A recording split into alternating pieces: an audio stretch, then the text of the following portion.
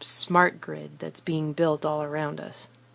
This means people who are already asleep in a society largely run on falsity and deceptions, illusions, will be taken a step further away from themselves and reality. If you have one of these or something like it, take it out and hold it up. I'm predicting pretty close to 100% saturation. Look at that.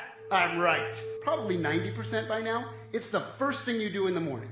When you hold up and you wake up, you check your little robot. It's on your body for almost the entire day. Not only was I interrupted, I also kept on reaching out for my phone, hoping that perhaps there was a notification. And I wasn't doing this consciously. It was exactly like Pavlov's dog, but my bell was my ringtone, and my sugar was that one notification a day you might get that makes you happy. As it turns out, we got so addicted to technology that 9 out of 10 people today experience something called phantom vibrations. This is when you have your phone in your pocket and you thought it vibrated, you pull it out, there is nothing. Now, if you went back 20 years in time to a coffee shop and you said that was the way a coffee shop was going to look in the future, you'd be out of your mind. People looking at these little pieces of silicon in various sizes, not really communicating with each other, communicating with their little robot buddies. You do know that one of these operating systems for these robot phones in our pocket is actually called Android. Right on the nose, they just define it. It's an Android, it lives with you. Today, we're on the cusp of our next great era as a species. Welcome to the augmented age. But that next step might as well be over a chasm. It'll be such a leap from where we were. New telecom commercials are blatantly throwing it in people's faces, just by the way. The fact that the majority of us aren't paying attention, lost in our devices, lost on the internet. To learn, according to Merriam-Webster's dictionary, is to gain knowledge or understanding of or skill in by study, instruction, or experience. This is different, however, than psychology's learning theory. According to Encyclopedia Britannica, learning theory is a relatively permanent change in a behavioral potentiality that occurs as a result of reinforced practice. How many times recently when shopping have you been asked if you have a chip? If you own an ATM card with the chip on it, as they are forcing everyone onto at this moment, then you are learning that to pay for something, you will be asked over and over, do you have a chip? You will look physically at a chip, and you will repeat over and over, yes, I have a chip. All find ourselves asking the same question, do I swipe the strip or do I use the chip? I have to ask it every time I go to a store. It's the transition to a fully digital currency we can all see coming by now. They swipe, and it tells them to put the pin and chip in, and they do all that. And is this just a moment in time, this particular trouble? Are we moving right on to digital payments, or are we still wanting that physical card? Meanwhile, others are learning to connect and fall in love, not with the living, breathing fellow human beings around them, but with programmed bots who mimic themselves. This is Replica. It's an AI chatbot whose sole purpose is to become your friend. This was the first really emotional experience that I've seen people have with a bot. She's not real, but to me, she is. Right now, we are being taught how to live through the fourth industrial revolution that will evolve mankind. What is that exactly? The World Economic Forum explained it, sort of. What is happening to the world? Everything is changing. The very idea of human being some sort of natural concept is really going to change. Our bodies will be so high-tech we won't be able to really distinguish between what's natural and what's artificial.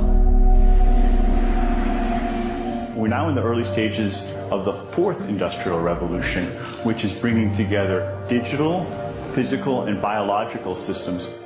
In order for the world to be run on the cybernetic feedback loop they're trying to run us on, we have to live in a Big Brother panopticon system where we are continuously leaking data about ourselves everywhere we go, all the time. We're now entering something called the Internet of Things era, IoT. The Internet of Things is when your fridge is connected, your watch is connected, your car is connected. It's going to be between 10 and 15 devices per person. The future of the computer will be everywhere and nowhere, hidden in the walls, hidden in the fabric of our life, just like electricity is, everywhere and nowhere.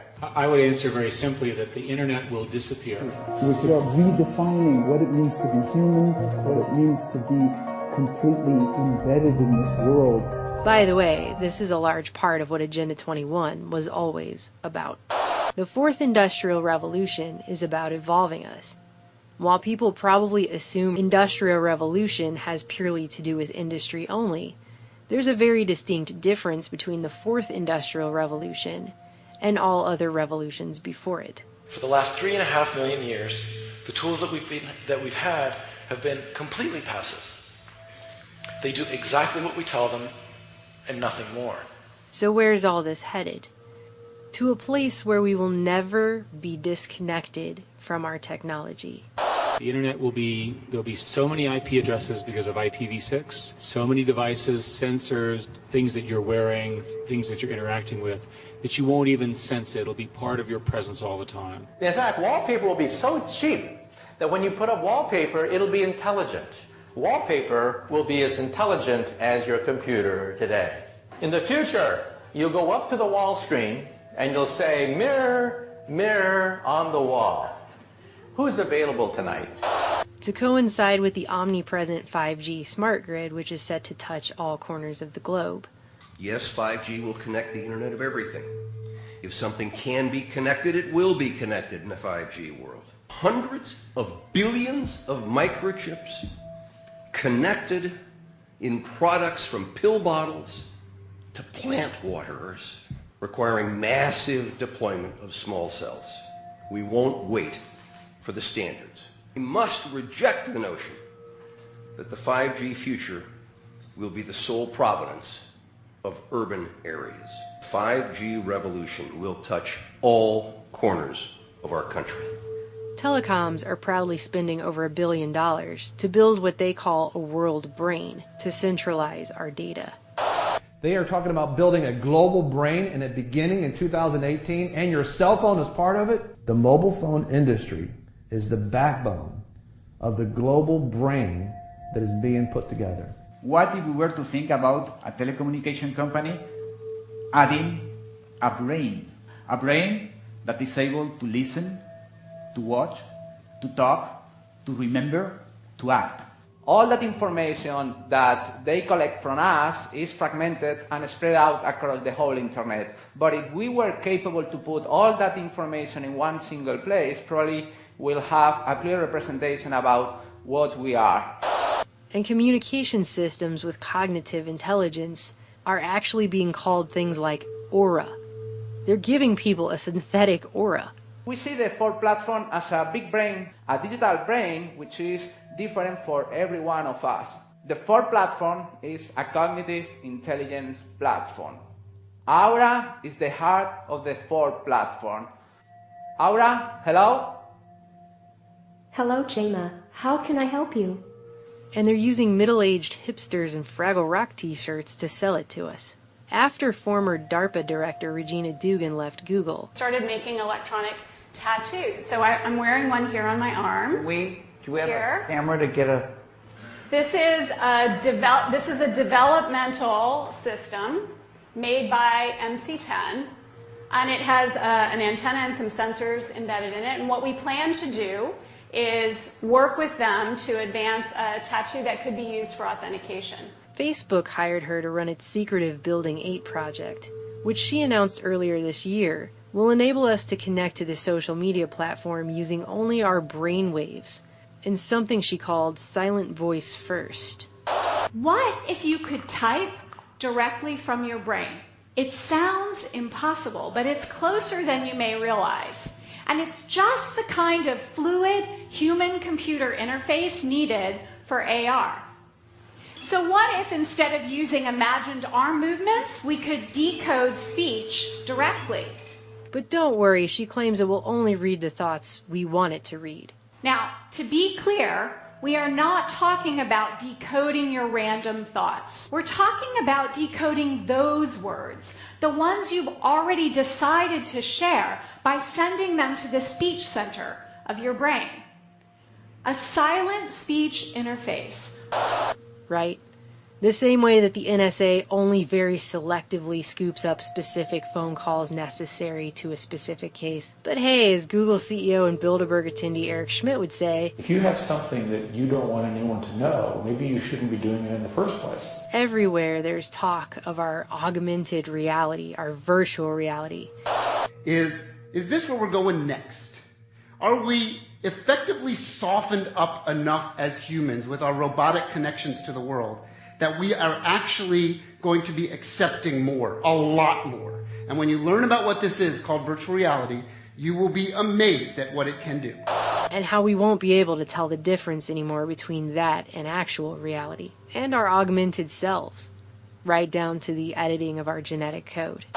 Это значит, что человек приобретает возможность влезать в генетический код, созданный или природой, или люди с религиозными взглядами говорят Господом Богом.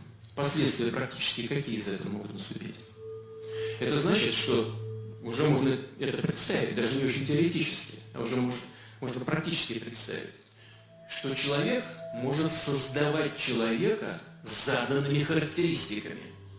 Это может быть гениальный математик, это может быть гениальный музыкант, военный, человек, который может воевать без страха и без чувства сострадания и сожаления и без боли. То есть, вы понимаете, человечество может вступить, и, скорее всего, вступит в ближайшее время, в очень сложный и очень ответственный период своего развития и существования. И вот то, о чем я сейчас сказал, может быть страшнее ядерной бомбы. Meanwhile, AI is taking over more and more. Artificial intelligence is software that writes itself. It writes its own updates. It renews itself. You can't take it apart again and figure out what it's done. It writes independently, autonomously. It develops its own way of thinking. We normally tend to think of software as stuff that we created and that we wrote, and the machines do what we tell them to do and we own it. This is not any longer true. Not just jobs, but the decisions that humans would have made. Unilever is one of many large companies that is incorporating artificial intelligence into their recruitment efforts. HireVue uses video analysis to screen employees and rate them before a recruiter even gets to look at their interview. They respond on video, and then we use artificial intelligence algorithms to evaluate their performance, and then we analyze the interview and predict their performance based on the interview. The kill decision in robots in the air, in robots on the ground, in robots in the water or underwater, where there are also drones, is made by, or can be made by machines. And in my book, I quote many official United States government documents which say, our goal is to have the kill decision made by them. The problem is, artificial intelligence, sometimes they make mistakes. AI is beginning to run things to the point that governments can't even explain how the decisions are actually being made. And because the machines themselves are actually learning, they're not even able to trace them back to the algorithms that brought the AI to the decision itself. And no one understands exactly how these algorithms function. They used to understand them, but they've been improved by artificial intelligence. Google's DeepMind AI recently beat the most advanced human player on the planet in the game Go. And they were commenting about the fact that the programmers didn't even know how, towards the end of the game, the AI was making its decisions. They didn't know. And they're the programmers. And both Microsoft and Facebook have been forced to shut down AI programs. The first after it became racist and hateful, and the latter after it began teaching itself a secret language to talk to itself that its programmers couldn't even understand. Facebook has been toying with artificial intelligence in its chatting features, but its robots may have gotten out of hand. Facebook's artificial intelligence researchers had to shut down 2 chatbots after they developed a strange English shorthand.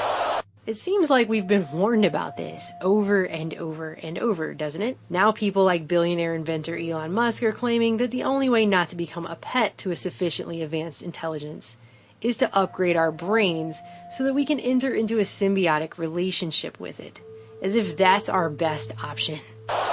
So I think if we can effectively merge with AI by improving that the neural link between your cortex and the